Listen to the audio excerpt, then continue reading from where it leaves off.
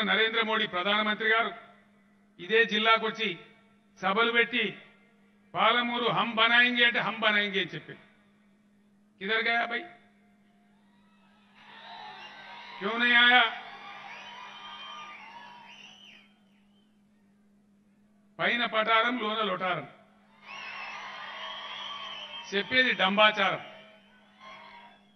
ఒకటే ఒక్క మాట నేను అడుగుతా ఉన్నా దండం పెట్టిన నేను కడుపులో తల పెట్టిన 150 దరఖాస్తులు ఇచ్చిన నేనే స్వయంగా ఇచ్చిన కరువు జిల్లా పాలమూరు జిల్లా ఫ్లోరైడ్ జిల్లా నల్లగొండ జిల్లా ఎండిపోయిన జిల్లా రంగారెడ్డి జిల్లా ఈ 3 జిల్లాలు హక్కు కలిగి ఉన్న నది కృష్ణా నది కృష్ణా నదిలో మా వాటా తేల్చండి మీరే వచ్చి చెప్పిన మహబూబ్ నగర్ లో సభలు పెట్టి మీరు చెప్పిన మాట కట్టుబడైనా సరే తెలంగాణ వాటా మాకు ఎన్ని ఇస్తారు 100 150 200 300 400 చెప్పమంటే ఒక అద్భుతమైనటువంటి ప్రచారాలు చేసుకునే ప్రధానమంత్రికి కేంద్ర ప్రభుత్వానికి 8 సంవత్సరాల టైం చాలదా 8 ఏండ్ల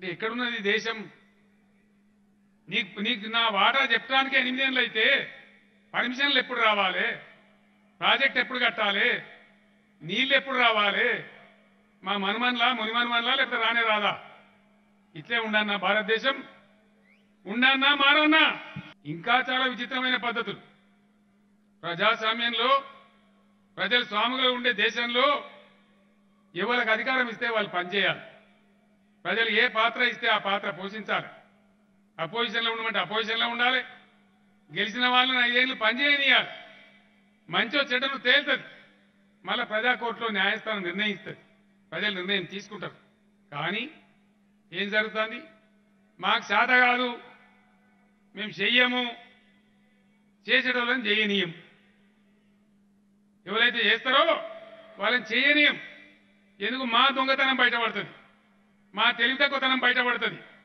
మా డొల్లతనం బయటపడుతుంది ఇది కదా ఇలా ఈ దేశంలో జరిగేది మీరు చెవుల నిండా వింటున్నారు కళ్ళతో టీవీలలో చూస్తున్నారు దయచేసి ఆలోచన చేయాలని నేను చెప్పే చిన్న విషయం కాదు కానీ ఒక రాష్ట్రం బాగుపడితే దానికి అడ్డం పడతారా దేశ ప్రధాని చేయాల్సిన పనేనా కేంద్ర ప్రభుత్వం చేయాల్సిన పనేనా పనికి మాలిన అడ్డంకాలు పెట్టి మేం పనిచేయం మిమ్మల్ని చేయనీయం తప్పని ఎవరైనా ఎదురు మాట్లాడితే మీ రాష్ట్ర ప్రభుత్వాలు కూలగొడతాం ఇదేనా పద్ధతి ప్రధానమంత్రి స్వయంగా కేసీఆర్ ని ప్రభుత్వాన్ని కూలగొడతా అంటే ఏమన్నట్టు ఏమర్థం చేసుకోవాలా నువ్వెట్లా గెలిచినావు మేమట్లా గెలవలేదా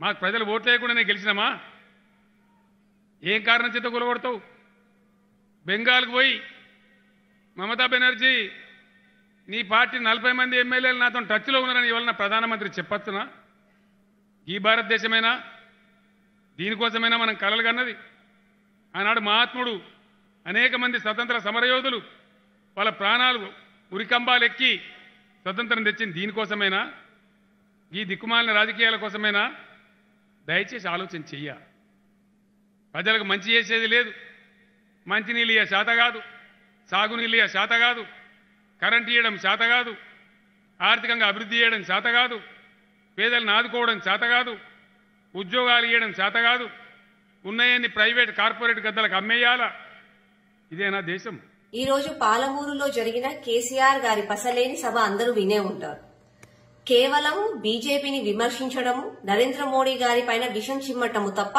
పసలేని సభ ఇవాళ కేసీఆర్ గారు నిర్వహించారు అదే కాకుండా కేసీఆర్ గారు ఈ మధ్య పదే పదే ప్రజలని అక్కడ సభలో విన్నది కాకుండా ఇంటికెళ్లి అరుగులపైన కూర్చొని నేను చెప్పిన మాటను ఆలోచించండి దయచేసి ఒకసారి డిస్కస్ చేయండి అని చెప్తున్నారు తెలంగాణ ప్రజలారా మీడియా మిత్రులారా అందరూ ఒకసారి దయచేసి ఈ 3 విషయాలపైన ఆలోచించండి ఒకవైపు రోజుకి 18 గంటలు దేశం కోసం కష్టపడే నరేంద్ర మోడీ గారు మరొక వైపు నెలకి 18 గంటలు పనిచేసే కేసీఆర్ గారు ఒకవైపు యూపీఏ ప్రభుత్వము చేసిన అప్పులను తీర్చి దేశాన్ని పరిపాలిస్తున్న నరేంద్ర మోడీ గారు. మరోవైపు ధనిక రాష్ట్రమైన మన తెలంగాణని ఈ రోజు జీతాలు కూడా కట్టలేని పరిస్థితిలో అప్పుల పాలు చేసిన కేసీఆర్ గారు. ఇది కాకుండా ఏమన్నంటే ఎమ్మెల్యేల కొనుగోలు గురించి మాట్లాడతారు. అసలు నెలకి 18 గంటలు పనిచేసే కేసీఆర్ గారు రోజుకి 18 గంటలు పనిచేసే నరేంద్ర మోడీ గారి పనితీరు గురించి విమర్శిస్తారు. తనేమి పని చేయరు అని మాట్లాడతారు. తెలంగాణ ప్రజలారా, మీడియా మిత్రులారా, దయచేసి మీరు ఒకసారి ఆలోచించండి. నరేంద్ర మోడీ గారు ఏ పని చేయందే ఈ రోజు ప్రపంచ వ్యాప్తంగా మన దేశం యొక్క ఖ్యాతి ప్రతిష్ట పెరిగిందా?